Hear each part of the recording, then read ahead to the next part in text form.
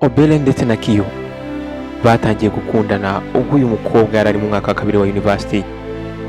Bwa mbere urukundo rwabo rwari very sweet, rwari rwiza cyane ndetse bishimye, rwa rukundo ukunda umuntu rukagusaza ndetse ku buryo wibagirwa no gukora assignment.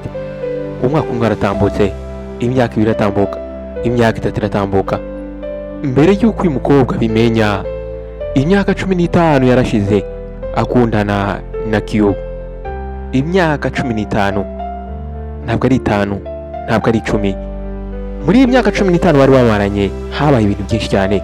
Ingoma zarahindutse, abantu barashyingiwe, abandi barabyaye, ariko hari ikintu kitigeze kiba. Ntabwo uyu musore Kiyo yigeze propose uyu mukobwa Obele. Mu mpera z'umwaka mu kwa 12 uyu mukobwa Obele yaguraga wig nshyashya, agakoresha inzara neza ndetse akagura n'ikanzu nshyashya, kubera yuko yabaga yizeye neza yuko kuri iyo Christmas, kuri iyo Noheli, Kiyo ari mu propose. Ndetse yabwiraga inshuti ze akavuga ati ndabyumva muri spirit, ndabyumva muri njyewe. Akavuga ati muri uyu mwaka byanze bikunze bigomba kuba. Ariko kugira ngo uyu musore amwambike impeta, Kiyo yamuzaniraga pizza, akamuzanira utuntu tw'uduchips. Umwaka umwe yaje kumuzanira flowers, ariko amuzanira za ndabo ziri plastic, za ndabo zigurwa mu Bashinwa. Ururabo yamuhaye rwarimo agapapuro kanditseho ngo nzagukunda ibihe byose, ariko nta mpeta yarimo. Kuri uyu mwaka wa 15 uyu mukobwa mu by'ukuri yararambiwe gutegereza. Mu by'ukuri kwizera kwe cyangwa se ukwihangana kwe kwari kwamaze kuba expired. Mu cyumweru kimwe ari nimugoroba ubwo yaravuye gusenga, yaje guhamagara inshuti ze za hafi 3. Nuko arangije yicarana nabo muri sari we, arangije akorozinga amaguru ye, aravuga ati reka mbabwire, ndumva ndambiwe gutegereza. Kiyo ntabwo yagombye gukoresha ahazaza hanjye ameze nkaho ari muri tourism, ari gutembera. Aravuga ati byanze bikunze Kiyo ngomba kumupropose uyu munsi. Muri ako kanya inshuti ze zahise zitungurwa, baramubaza ati ibyo ni ibyo uri kuvuga? Baramuga ati ibyo ngibyo nta hantu byabaye, nta gihugu na kimwe bibamo. Baravuga ati Obele tuza, ntabwo ushobora gupropose umugabo. Ariko mu by'ukuri nubwo barimo baburira uyu mukobwa, Obele yanze kubumvira, yarahagurutse ndetse n'umujinya mwinshi cyane. Uyu mukobwa yahagurutse afite umujinya ndetse ameze nk'umugore witeguye kurwana. Aravuga ati ibyo ngibyo ntabwo byitayeho. Aravuga ati njyewe ngiye kumwambika impeta uyu munsi, cyangwa se byose birangirira aho ngaho. Aravuga ati inkuru ndashaka kuyirangiza uyu munsi. Aha ngaha abashuti be bararebanye ubwabo, barabibonaga yuko nta buryo bashobora guhagarika uyu mukobwa, kubera yuko bari babizi neza yuko Obele yafataga umwanzuro, nta muntu n'umwe washoboraga kuba yamuhagarika. Aha ngaha rero bahisemo kumukurikira. Ntabwo bamukurikiye kubera ko bari bumvikana nawe ibyo agiye gukora, ahubwo bari bakeneye yuko baba bari aho ngaho mu gihe icyo ari cyo cyose ambulance ishobora kuba ikenewe cyangwa se hakenewe ubufasha. Obele yinjiye mu cyumba cye, azana impeta ntoya. Iyi mpeta yari yayiguze amezi 2 yarashize, yayiguze ndetse mu ibanga. Iyi mpeta ntabwo yari ihenze cyane, ariko yaravuze ngo yaba ari bronze cyangwa ari gold, urukundo ni urukundo. Nuko arangije ahamagara umusore w'umusaxophonist. Uyu musore yaramubaje ati ese madam, urashaka ko nacuranga iyi ndirimbo? Aramubwira ati ucuranga indirimbo yari yose romantic. Aramubwira ati ndashaka ikintu uri bucuranga kigomba gutacinga umutima we ndetse no na roho ye. Umukobwa yaragiye rero abukinga kona ya mall imwe muri mall zari zigezweho aho ngaho. Aha ngaha mu by'ukuri iyi mall yari yagiye gukodeshamo yari Mall Republic. Yashakaga yuko ari mu propose abantu bose bari aho ngaho bareba muri public. Nuko ubwo yarageze aha ngaha agiye kuhakodesha, manager aramubajije. Manager yaje kumubaza ati se ni anniversaire? Umukobwa aramubwira ati oya. Aramubwira ati ahubwo ni destiny. Aramubwira ati mall igiye kubona ibintu, igiye kuberamo ibintu bitigeze bibaho kuva yakubakwa. Aha ngaha abashuti be bari bari inyuma ye, ariko bumva nabo bafite ubwoba ndetse barimo bagerageza kongera kumugira inama, bamubwira ati ibi bintu ugiye gukora ntabwo bibaho. Ariko mu by'ukuri roho y'uyu mukobwa Obele yari yamaze kuva ku isi. Umukobwa yashyizemo ikanzu ndende y'umweru nziza, ntabwo yari ikanzu zino kanzu bambara bagiye muri mariage, ariko iyi kanzu yarayambaye ubona ameze nk'aho ari umu angel, abona ameze nk'umumarayika. ndetse ikanzu wabonaga yuko imufitinze imeze neza. umukobwa yari yishyizeho akamekapu keza cyane, yari yiteye perfume ihumura neza cyane. Mu by'ukuri uyu mukobwa asaga neza cyane. Ahangaha kuri ya mall aho bari bakodesheje bahageze mu masaha 10 y'umugoroba. Ahangaha hari huzuye abantu bazenguruka aho ngaho bagura za ice cream, ndetse bamwe na bamwe bari gufata amafoto. Obere ubwo yageraga ahangaha yandikiye umusore Kiyo, aramubwira ati bebe ndakwinginze ngwino hano kuri mall. Aramubwira ati hano hari ibintu byihutirwa nshaka kukwereka. Muri ako kanya Kiyo yahise amusubiza, aramubwira ati ndaje. Aramubwira ati nizere ko nta kibazo wagize, ariko iyaba yari abizi. Mu minota igera kuri 20 yari ahageze, yiyambariye silipa ndetse yiyambariye agakabutura n'agatisheti. Yari ameze nk'umuntu wiviriye mu rugo agiye kwigurira utuntu ku muhanda. Muri ako kanya wa musore wa saxophone yatangiye gucuranga. Abantu bahise bahindukira batangira kureba.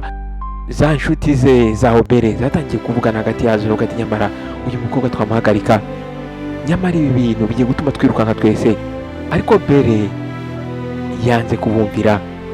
Aho ngaho hagati muri iyo mall, imbere y'abantu bakuru ndetse n'abandi bantu batandukanye, wa mukobwa yarapfukamye. Muri ako kanya abantu bari aho ngaho barumirwa. Kiyo yahise yumirwa. Nuko umukobwa arangije akuramo impeta ndetse avuga mu ijwi riri hejuru, arambwira ati Kiyo will you marry me?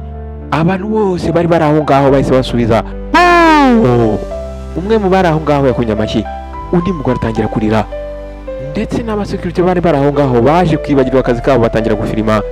Ariko mu by'ukuri uburyo Kiyo yitwaye ahangaha byashokinze buri umwe wese wari aho ngaho. Kiyo yitegereje impeta, arangije yitegereza abantu bari buzuye aho ngaho, areba wa musore wari mu ucuranga saxophone. Uwo musore arangije azunguza umutwe, nuko arangije aramubwira ati Obere haguruka, ese ibi ni ibiki uri gukora? Nakubwiye yuko ntaritegura. Ko muri ako kanya umusore yahise amutera umugongo, arahindukira ava aho ngaho, ndetse yavuye aho ngaho yihuta cyane. Yahise yihuta nk'umuntu wibutse yuko yasize ibyo kurya ku ziko. Abantu bose bari aho ngaho bahise bumirwa. Obere yagumye aho ngaho apfukamye, umutima we wamaze kwangirika. Ahangaha yatangiye gutamarira. Umukobwa agejeje guhaguruka, ariko amavi yaranze. Ikimwaro cyaramwatatse nk'umuntu wambitswe amapingu. Bashuti be baraje baramwegera, nuko baraza apfukamira iruhande rwe, batangira kumwongorera. Baramubwira ati haguruka Obere, haguruka tujye mu rugo. Obere wirira. Baramubwira ati dore abantu bari kukureba ndetse bari kugufirima. Ariko mu by'ukuri uyu mukobwa ntabwo abasha guhaguruka.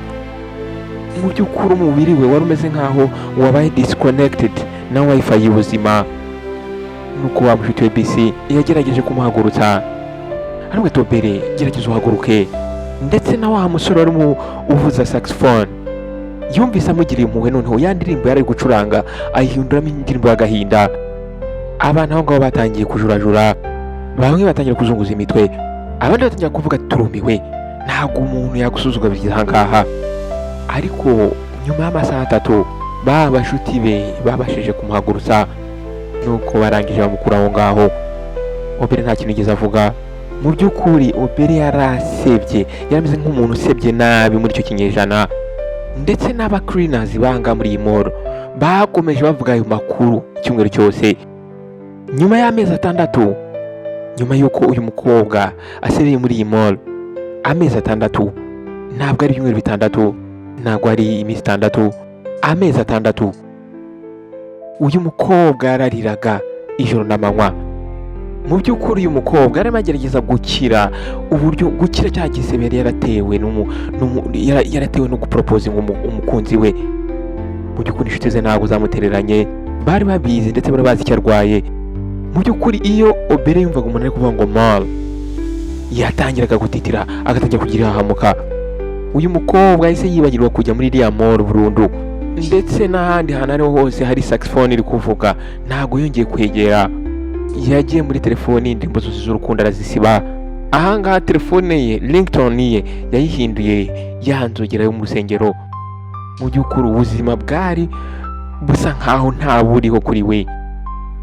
Yajyaga ku kazi akagaruka mu rugo agasenga, ubundi akaryama. Ntabwo yongeye gutekereza iby'urukundo, ndetse nta nubwo yumvaga akeneye yuko hari umuntu bakundana. yumvaga ndetse yarahaza abagabo. Nuko mama w'umunsi umwe yaramuhamagaye aramubwira ati Obere, ese ni ryari uzongera gushaka umukunzi? Nuko Obere aramubwira ati mama, ndumva nshaka gufata akanya gatoya nkaruhuka. Aramubwira ati wenda nshobora kuzongera gukunda igihe Yesu azagaruka. Nuko mama we yitse umutima cyane aramubwira ati mwana wanjye wigira ubwoba, Imana izabikora. Ahangaha Obere yatangiye kwivugisha muri we, aramubwira ati Mana ndakwinginze, ibi bintu ntuzigire ubikora ngo ubicishe muri kiyo cyangwa se aba ari kiyo. Nuko umunsi umwe ari kuwa kabiri nimugoroba, Obere yari aryamye ahangaha muri salo, yarimo yirira uduchips ndetse ari kureba movie. Mu by'ukuri yari atangiye kugenda akiramo gake gakeya. Nuko agiye kumva yumva telefone irasonnye. Ahangaha yari WhatsApp, yari message ya WhatsApp. Ahangaha ni mushuti we Kemi wamwohereje message. Mu by'ukuri message yaramwohereje ntabwo yarabanje kumusuhuza ndetse nta na intro yari ifite, ahubwo yari sentence imwe, yari interuro imwe. Uyu mushuti yamwandikiye message aramubwira ngo amakuru utaruzi kiya propose inzu undi mukobwa. Muri ako kanya umutima wa Obere warasimbutse, yahise apfukama hasi. Umukobwa atangira gusakuza cyane ati ntabwo bishoboka, gute, ryari, hehe, kubera iki nanone? Muri ako kanya yahise ahaguruka atangira gukubita ibikuta. Mu by'ukuri umukobwa yatangiye kubura amahoro. Yahise ahamagara Kemi aramubaza ati se bamenyanye kuva ryari? Abanga ko babiri hashize akanya batavugana. Nuko nyuma Kemi yaje kumubwira umubare watumye uyu mukobwa atagira hypertension. Aramubwira ati ni amezi abiri. Muri ako kanya cyumva ko ari amezi abiri, telefone yahise iva mu ntoki ikubita hasi. Arongera arayifata aramubaza ati Kemi, ntabwo nabyumvise neza, uvuze ngo iki? Wavuze imyaka 2? Kemi aramubwira ati oya. Wavuze umwaka umwe? Aramubwira ati oya, amezi 6. Nuko aramubwira ati Kemi wenyine shamba rungwiza ukuri, abanga ko babiri bamenyanye igihe kingana iki? Aramubwira ati nakubwiye ngo ni amezi 2 yonyine. Obere ntabwo uri kunyumva, amezi 2. Obere yahise yifata mu gatuza. Mu by'ukuri yifashe hano mu gatuza n'ibiganza bibiri nk'umuntu ugerageza gufata umutima we kugira ngo utavamo ugatakara. Yahise atangira kwibuka ukuntu yari apfukamye muri mall imbere y'abantu bose. Atangira kwibuka imiziki wa saxophonist. Atangiye kwibuka uburyo yarimo gucuranga indirimbo za blues. Yatangiye kwibuka amavideo abantu bamurikodinze. Atangira kwibuka wa musore kiyo amubwira ngo ntabwo nditegura, amubwira ngo ntabwo aritegura mu myaka 15 yose bari bamaranye. Ariko noneho yari yiteguye ku wundi mukobwa nyuma y'amezi 2 yonyine. Amezi 2 yonyine, ibyumweru 8, iminsi 60, iminota 48. Mu gihe uyu mukobwa yari ategereje imyaka igera kuri 15 yose, ingana n'iminsi 5400. Obere yicaye hasi, ntabwo yarize, ahubwo yicaye hasi atangira kwitegereza ku isaha. Yatangiye kwitegereza kuri ya saha yari ku gikuta nkaho ariho ari bukuri ibisubizo. Ijwi rye ryatangiye gusohoka, atangira kwivugisha ati nyuma y'imyaka 15 Kiyo yanze kumpropoza, Kiyo yanze impeta namuhaye, ayishukunya hasi. Ariko arangije propose uwundi mukobwa nyuma y'amezi 2 yonyine. Bere rero yaje kuryama aho ngaho hasi, yakubise urushyira rumwe hasi kusima imyaka 15 yose. Nari ndimo nita ku mugabo w'undi mugore. Muri ako kanya yatangiye kumva ubabari mu misokoro ye. Yatangiye kwibuka amaniversary menshi cyane yagiye atambuka. Yatangiye kwibuka igihe cyose yagiye ajyana n'uyu mugabo Kiyo bajyana mu mariage atandukanye, atekereza yuko yaba inspired. Atangira kwibuka uburyo yagiye defending uno musore ibihe bitandukanye. Yatangiye kwibuka uburyo yapfukamye muri mall imbere y'abantu bataziranye. Buri kimwe cyose cyatangiye kugaruka mu mutwe we. Mu by'ukuri uyu musore Kiyo ntabwo yari umugabo we.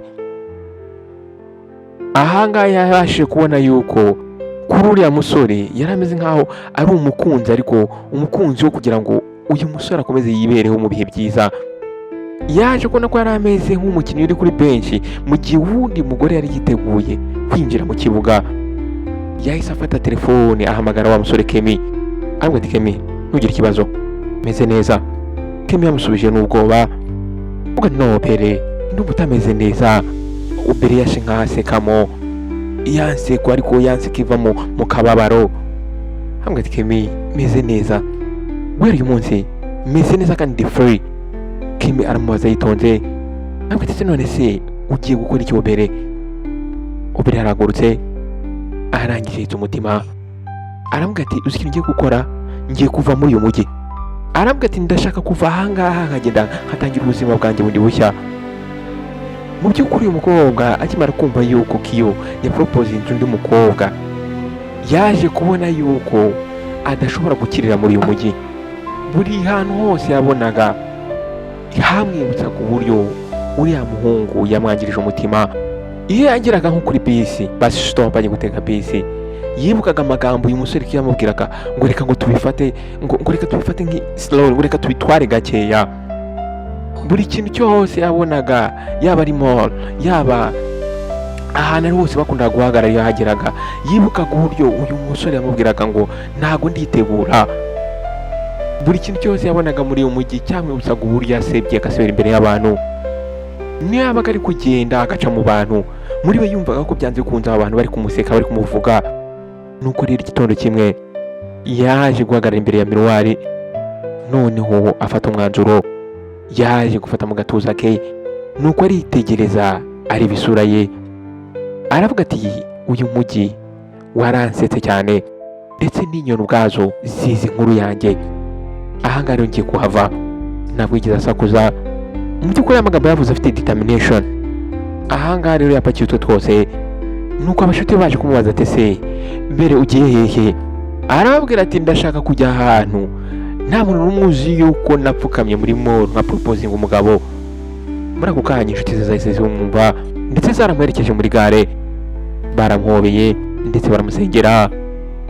Barangije bamuha wigi nshyashya, baramubwira ati genda ujye wambara wigi none utangire bundi bucyo ubuzima. Arangije araseka ariko n'agahinda, nuko yinjira muri bisi. Uko bisi yari kuva aho ngaho muri uwo mujyi, yatangiye kurebera mu idirishya, atangira kwivugisha muri we ati ntago nzongera gusafaringa. Atangira kwivugisha ati bye bye Kiyo. Atangira kuvuga ati sinzongera kubona iriya mall ndetse ntago nzongera kumva iriya saxophone. Mu by'ukuri ntabwo yari azi se future ye irerekeza hehe, ariko yari abizi yuko naramuka agumye muri uwo mujyi azagenda apfa gake gakeya. Umujyi mushya cyane agiyemo waje kumwakira neza cyane, buri kimwe cyose cyagitandukanye, imihanda mishyashya, abantu bashyashya, amashopu mashyashya ndetse ubuzima bushyashya ndetse na wigi nshyashya. Yageze ahangaha rero akodesha ka apartment gatoya gatuje kandi kari clean. Yahise abona akazi gashyashya ndetse boss we yari umuntu mwiza cyane ndetse n'abakolege be baramukundaga, ndetse yatangiye kugira peace of mind, yatangiye kugira amahoro muri we. Ahangaha rero wa mukobwa yatangiye guseka gake gakeya, atangira kurya neza ndetse yatangiye gusinzira, agasinzira akumva afite ibitotsi, agasinzira akumva araruhutse, atongeye gutekereza wa musore w'igicucu Kiyo. Mu by'ukuri uyu mukobwa arari gukira. Nuko umunsi umwe yaje kwerekeza muri clinic imwe. Ahangaha mu by'ukuri yumvaga umutwe umurya bidasanzwe. Mu by'ukuri yumvaga muri byanze bikunze ari wasanga umudokiteri wenda ukuzemo, ariko ubwo yinjiragamo yahuye n'umudokiteri witwa Kene. Yari umudokiteri w'umusore ndetse muremure. Ahangaha uyu musore akimubona aramusekeye, ubwo yari yicaye imbere ye, nuko aramusuhuza aramubwira ati bite nitwa Keni, ese waba uri mushyashya ahangaha? Nuko Bere yashe nkaho yica umutima. Mu by'ukuri mu bwonko bwe hakunda kuzamo rya jambo ngo I'm not ready, ntago nditegura. Ahangaha rero Bere n'isoni nyinshi aramubwira ati yego. Nuko umusore aramubwira ati byiza cyane, urakaza neza. Ahangaha rero dogiteri yamwakiriye nk'umuntu uri important, yatangiye kumwumva ndetse yamuvugishije mu buryo buri gentle. Ntabwo yigize amwihutisha cyane, ntabwo yigize amuconfusinga, ahubwo uyu musore yitwaye nk'umugabo uzi icyo ashaka. Ahangaha rero Bere yumvaga ibiganiro bari kuganira ari ibintu bisanzwe, yumvaga wenda azamwibagirwa ndetse yumvaga atazongera kubona uno mudogiteri. Ariko mu by'ukuri uyu musore yari ari serious, ndetse uyu musore yari very consistent. Umunsi wakurikiyeho wa mudogiteri yaramuhamagaye agira ngo amenye uko ameze. Uwundi munsi wakurikiyeho yamwohereje ibyo kurya. Umunsi wakurikiyeho nanone yaramuhamagaye nabwo. Buri cyumweru umusore yazaga kumureba. Buri munsi uyu musore yagiraga uko yitwara kuri uyu mukobwa. Ntabwo uyu musore yajyaga abura, ndetse nta nubwo yavugaga ngo reka ntekereze. Umukobwa yatangiye kumubwira ati reka mbitekerezeho, ndetse akamubwira ngo nkeneye igihe, ndetse akamubwira ngo ntabwo ndiyumvisha aho nshaka kwerekeza. Obere ntabwo yari azi icyo yakora, ntabwo yari azi niba yamwemera. Nuko umunsi umwe Obere yaje kubaza inshuti ye, aramubwira ati ariko ni ukubera iki uyu musore ari kunsteresa cyane? Umusubiza ati ari kugusteresa kubera yuko aragushaka mu by'ukuri. Ko amezi 8 yaje gutambuka, ndetse bwa bushuti bwabo ko ari babiri bwatangiye gukura nk'igitangaza. Nuko umugoroba umwe yaje kumujyana mu karesitora kamwe kari quiet, nta bantu benshi cyane bari bahari, nta matara adasanzwe yari ahari, nta saxophonist wari uhari, ahubwo hari amahoro. Nuko umusore rero yaramwitegereje mu maso, aramubwira ati Obere, ndashaka kubana nawe mu buzima bwanjye, ese uzanshyingirwa? Nuko umukobwa aramwitegerera akanya gatoya, arangije aramwemerera. Aramubwira ati yego. Ahangaha yamwemereye adapfukamye hasi, amwemerera atarize, ndetse amwemerera atakuzwa n'ikimwaro. Nyuma y'umwaka umwe wonyine bari bamaze gushyingirwa.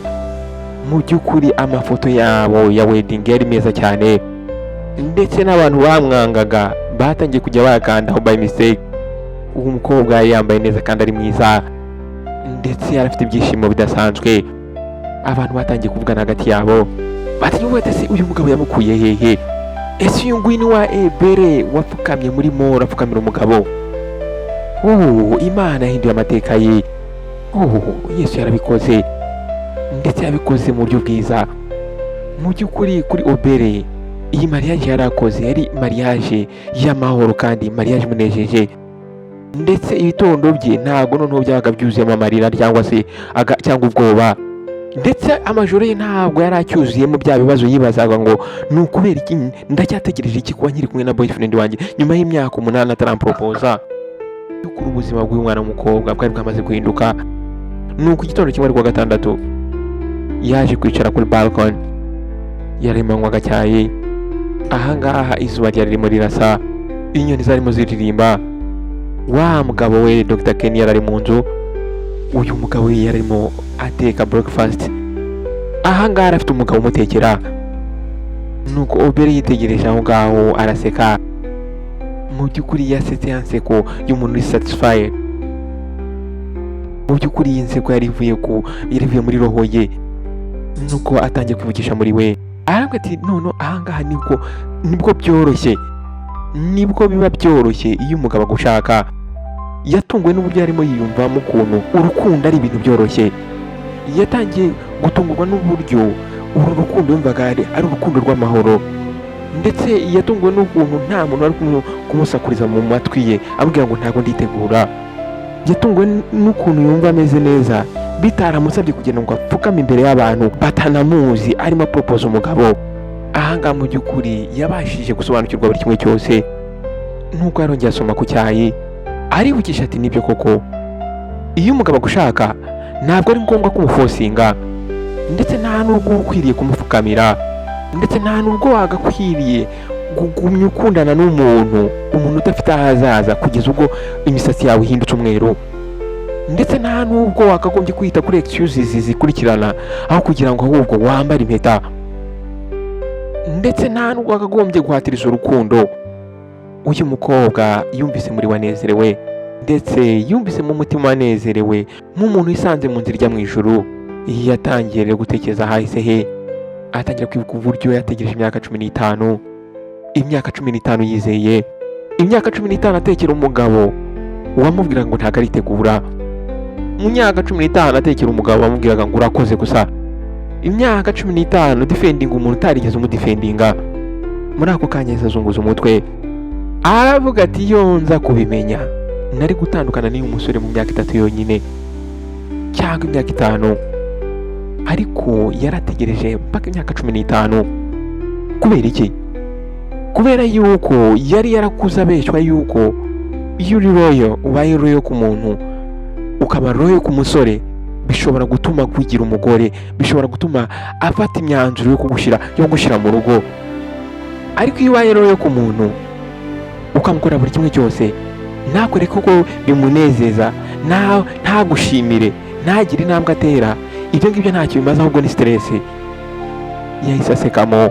Ahangaha yasetsemo mu buryo kwa kuntu umuntu aseka bimeze nkaho asekanye agahinda, ariko anakiriye ibyo yaciyemo.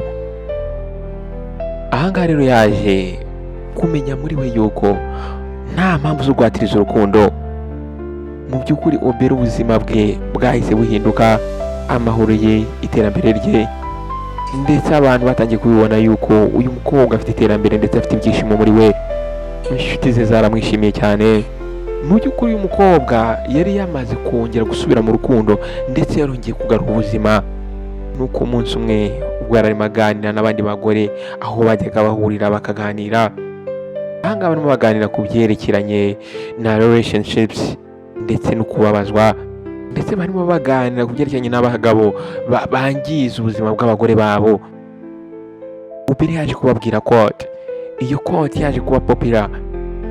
Obera turavuga ati, nimba umusore afite gahunda yo kukurongora, ntabwo azakudatinga igihe kinini cyane. Muri ako kanya abagore bose bahise bumirwa, abandi batangiye gutunganya imisatsi, abandi batangiye gusakuza. Baramubwira ati ongera uvuge iri jambo, baramubwira ati ongera ubisubiremo. Yarongera bibasubiriramo.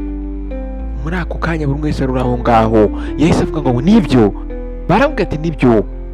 Baramubwira ati Obera, Imana iguhe umugisha, ibyo uri kuvuga kubera experience waciyemo. Iryo jambo yaravuze ryahise risakara. Ahangaha iyi koti yarabahaye, imihanda yose yari yamaze kwimenya mu gihe gitoya. Abana b'abakobwa batangiye kujya bashyira iyi koti kuri za status zabo za WhatsApp, ndetse ababyeyi nabo batangiye kujya bayohereza abakobwa babo, ndetse abasore nabo batangiye kujya batekerezaho cyane. Ahangaha rero Obera yaje guhinduka umuntu ufite ubunararibonye mu byerekeranye n'urukundo. Ahantu hose Obera yasangaga umugore ari kuririra umugabo, ahantu hose yasangaga umuntu apfukamiye undi kubera emotion. Buri hantu hose yabonaga umuntu arimo gufosinga undi ngo amukunde, yaramwegeraga akamubwira ati murumuna wanjye, haguruka uve muri ibyo bintu urimo. Akamubwira ati umugabo nyawe, umugabo ugukunda, azaguhagurutsa. Nupfukama ntabwo azatuma ufukama, ahubwo azaguhagurutsa. Ntabwo azagusiga ufukamiye ngo agenda gusigaho. Bamwe barariraga, abandi bakica umutima, ndetse abandi bakamuhobera, ndetse abandi bakamubwira ati Imana iguhe umugisha kuri iyi nama tugiriye. Mu by'ukuri Obera ntabwo yashaka kwigaragaza nk'umuntu uzi byinshi, ahubwo Obera yagerageza kuba yaburira abantu bitewe na experience yari yaraciyemo. Ahangaha rero inshuti bavandimwe, ese ni irihe somo dushobora gukuramo? Isomo rya mbere dushobora gukuramo hano, uzirinde gukundana n'umuntu imyaka myinshi cyane. Icya kabiri, ntuzigere uhatiriza umugabo kugira ngo mubane mu gihe umugabo agitekereza ibyerekeye ubuzima bwe. Nimba atazi icyo ashaka, ntabwo ari wowe ugomba kumwigisha icyo ashaka. Icya gatatu, nubona ari kwangiza igihe cyawe, hari undi mugore uri ku ruhande ushaka kumutwara, ushaka kujya mu mwanya wawe. Rero wakagombye kwihangana, ugakora, ukiyitaho, ugategereza umugabo witeguye kukujyana. Icya kane, iyo uramutse uvuye mu bintu bigutesha agaciro, ukava ahantu hatakubahisha, ukava mu kintu ubona kitaguha future, kitakwerekeza ahantu heza, iyo ukivuyemo agaciro kazagushaka ubwako. Jya umenya yuko amahoro aba agutegereje, amahoro aba agutegereje ku rundi ruhande. Icya gatanu, ntuzigere upfukamira umugabo uzaguta aho ngaho akigendera, ahubwo uzapfukamira Imana yonyine, Imana yakuremye. Kubera ko Imana niyo yonyine itazagusiga ngo igukoze isoni muri moro. gukoza isoni imbere y'abantu. Nshuti bavandimwe rero, nizere yuko story nabateguriye uyu munsi hari ikintu mwakuyemo. Nizere ko mwagendanye nanjye kuva ku itangiriro kugera ku iherezo. Nizere ko mutakoze pause nk'uko bisanzwe. Murabizi rero nshuti bavandimwe, nkunda gukora izi nkuru za accident nk'izi ngizi kubera yuko mbanzi yuko ni ibintu bitubaho mu buzima bwacu bwa buri munsi, kandi nizera ko hari ikintu zibunguraho, hari ikintu mwigiramo. So rero nimba iyi nkuru hari ikintu wumva yakwigishije, jya muri comment section duhurireyo umbwire se wigiyemo iki. Ndakwakiriye mushyashya, urakaza neza kuri Behind Walls Tales. Ndagukunda cyane, kandi subscribe ndetse kandi no kunzogera kugira ngo ujye ubasha kubona ubutumwa bugufi igihe cyose dushizeho iyindi nkuru. Imana ijye ibarinda abantu babatera igihe, Imana ijye ibarinda abantu badafite gahunda mu buzima bwanyu. Mukomeze rero mugire imyiteguro myiza, mukomeze mugire Noheli nziza, kandi muzagire umwaka mushya muhire. Ndabakunda cyane, nawe utaha. Ciao ciao.